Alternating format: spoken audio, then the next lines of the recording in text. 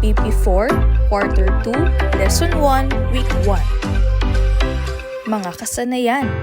Una, natatalakay ang kahulugan ng agrikultura, mga sangay nito sa paghahalaman. Kalawa, natatalakay ang mga pamamaraan ng pagtatanim ng halaman. Tatlo, nakikilala ang iba't ibang alternatibong paraan ng pagkahalaman. Ika-apat, natatalakay ang mga kahalagahan at kabutihang dulot ng paghahalaman sa tao, hayop, at kalikasan o kapaligiran. Day 1. Bago tayo mag-umpisa, magbalik-aral muna tayo. Humanap ng kapareha at magbigay ng mga salita na maaaring ikabit sa agrikultura. Ngayon, tignan ang larawan. Ano ang nakikita mo? Naranasan mo na bang magtanim ng halaman? Ngayon, tignan ang mga larawan.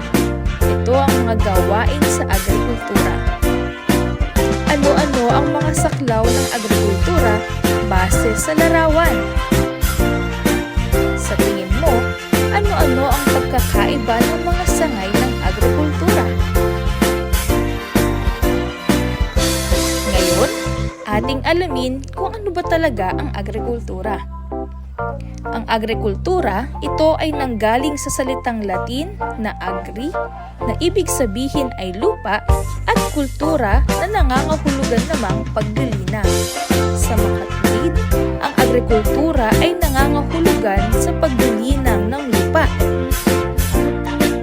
Ang agrikultura ay isang agham kung saan nililinang ang pag-aalaga at pagpaparami ng mga halaman at hayop. Ito ay ginagawa upang makalikha ng pagkain, damit, at iba pang produkto na makatutulong para masustentuhan ang pamumuhay. Ang agrikultura, ang mga magsasaka ang isa sa may malaking ginagampanan sa gawaing ito. Sila ang gumagawa ng paraan upang mapataba ang lupa at sila din ang nagtatanim ng mga halaman upang makalikha ng pagkain at iba pang produkto. Ang agrikultura ay maiuugnay din sa pag-aalaga ng mga hayop.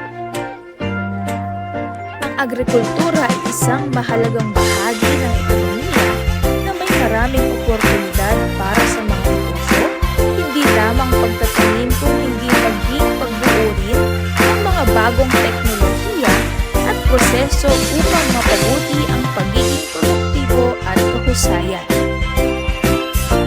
Tatlong sangay ng agrikultura. Una, horticulture o paghahalaman. Kalawa, agronomia o palalinangang halaman. Katlo, forestry o pagkukuban.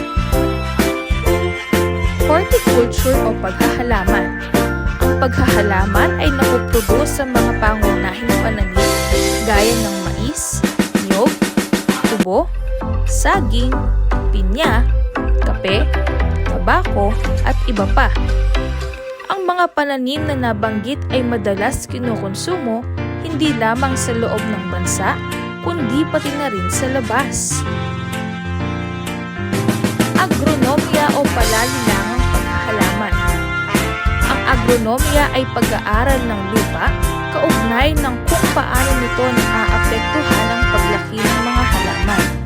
Ito ay nagsasagawa ng pagpapainam at pagpapahusay pa sa paggamit ng lupa at makakapagpataas ng dami ng pagkain at mga pananim ng hibla. Forestry o paggugubat. Ito ay isang hakbang o gawain upang linangin ang yamang kagubatan. Mahalaga ito sa mga negosyong may kinalaman sa kahoy. Ilan sa mga produkto na nagmumula sa paggugubat ay ang mga sumusunod: plywood at veneer. Para sa pinatnubayang pagsasanay, puna ng mga patlang upang mabuo ang mga sumusunod na pangungusap ukol sa agrikultura.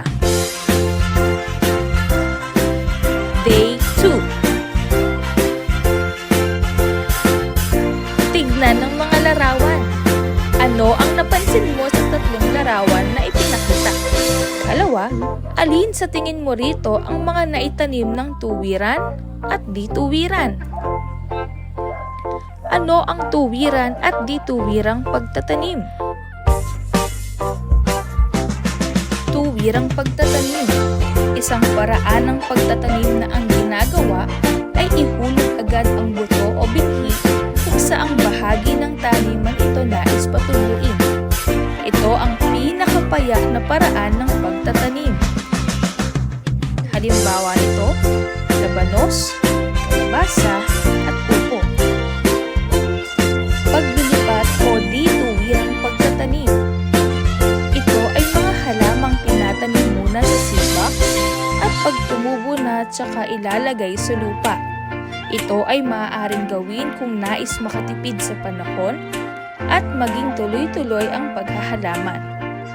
Halimbawa nito, talong, kamatis at kalamansi. Narito ang natural na pagtatanim. Ang intercropping ay isang mahalagang teknik ng pagtatanim na tinatawag ding multiple cropping. Layunin nito ang makapagtimpok ng mas maraming ani sa loob lamang ng isang kapirasong lupa sa paraan ng pagtatanim ng isa o mas marami pang uri ng pananim. Ang katumbas ng intercropping sa Tagalog ay kultibasyon ng dalawang pananim sa iisang taniman. Natural na pagtatanim. Ito ay tinatawag na contour farming. Ang contour farming ay ang pagtatanim ng panapanahong pananim o taunang pananim pabalagbag sa padaislis na lupa. Natural na pagtatanim o multiple farming ay pamamaraan ng pagtatanim na gumagamit ng dalawa o mahigit pang halaman sa iisang lugar ng lupa sa loob ng isang taon sa halip na iisa lamang. Organikong pagtatanim. Urban gardening. Pinakasikat na uri ng pagtatanim. Marami ang sumubok sa pagpapalaki ng mga sariling gulay at prutas kahit man ng mga nakatira sa syudad kung saan hindi ito madalas makikita. Containerized gardening. Isang uri ng paghahalaman na gumagamit ng iba't ibang klase ng lalagyan upang maitanim ito katulad ng lata, paso, plastik at iba pa imbis na sa lupa. Vertical gardening. Ito ay ang klase ng urban gardening na akma para sa taong nais magpalaki ng halaman upang gawing palamuti sa kanilang mga dingding o bubong. Ang layunin nito ay pagpapaganda ng lugar kung saan tutubo ang mga halaman. Dish gardening. Isang indoor plant na binubuo ng iba't ibang halaman na may ugat. Tinanim at inayos ang landscape sa mababaw na paso o dish. Ito ay tinatawag din na miniature garden, isang malaking lugar na pinaliit tulad ng isla. Hydroponic farming. Ito ay isang paraan ng pagpapatubo ng mga halaman na gumagamit ng mineral na solusyon sa tubig. Sa halip na itanim ang mga halaman sa isang hardin para gamitin sa lupang sakahan, ang salitang hydroponics ay nagmula sa salitang Griego na nangangahulugang tubig. Aquaponics. Ito ay isang paraan ng pagtatanim na pinagsasama ang mga katangian ng tradisyonal na pamamaraan ng pagsasaka ng isda na ginamit sa aquaculture kasama ang hydroponic pagsasaka. Aeroponics. Ito ay isang sistema na naglalagay sa trabaho ng hangin upang makapagpatubo ng mga pananim. Ito ay tungkol sa lumalagong mga halaman kung saan ang mga ugat ay nasuspindi sa hangin. Nakukuha ng mga halaman ng mga nutrisyon sa isang solusyon na nakabatay sa tubig na naihahatid sa mga ugat ng isang pinong ulap o hamog. Day 3. Mga kahalagahan ng paghahalagahan.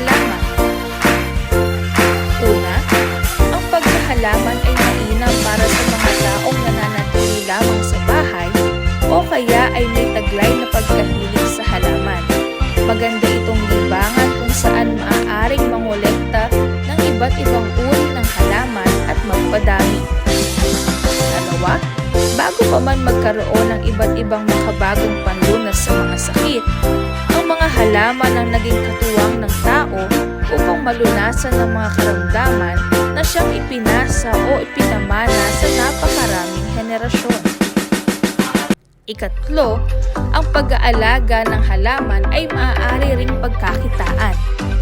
Dahil sa angking ganda at likas na benepisyo, marami ang nagnanais na bumili para sa palamuti o iba pang kadahilanan. Ikaapat, ang halaman, sa inilalabas nitong oxygen, ang nagsisilbing kapalit ng tao sa carbon dioxide. Nagpo-produce ang mga halaman ng sariwang hangin. Nagbibigay din ng halaman ng sariwang pagkain sa tao.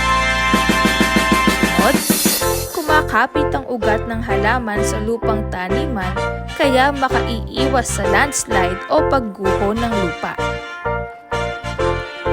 Ang mga halaman gaya ng kalachuchi, ilang-ilang at iba pa ay maaaring magsilbing lihim sa sikat ng araw.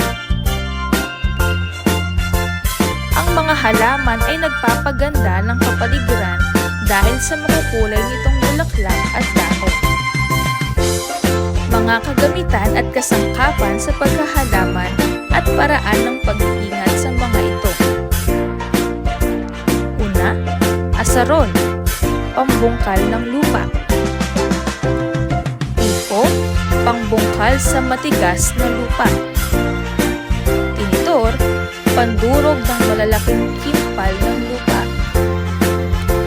Kalaykay, ginagamit sa pagpapantay ng lupa at paghihiwalay ng bato sa lupa. Trowel, ginagamit sa paglilipat ng punla, pagpapaluwag ng lupa at pagtatabon. Itak, pamutol sa mga sanga at puno ng malalaking halaman.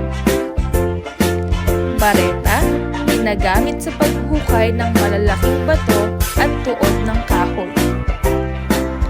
Karet, pamputol ng mataas na damo. Malakol, pamputol ng malalaking kahoy. Regadera, pandilig ng mga halaman. Timba, panghakot ng tubig na pandilig. Kartelya, lalagyan at panghakot ng lupa at kagamitan. Kahong kahoy, lalagyan ng lupa na maaari ring pagtaniman. Dulos, pantanggal ng damo sa halamanan at pampaluwag sa lupa. Day 4. Pagsusulit. Tukuyin ang isinasaad ng mga sumusunod na mga pangungusap. Isulat ang iyong sagot sa patlang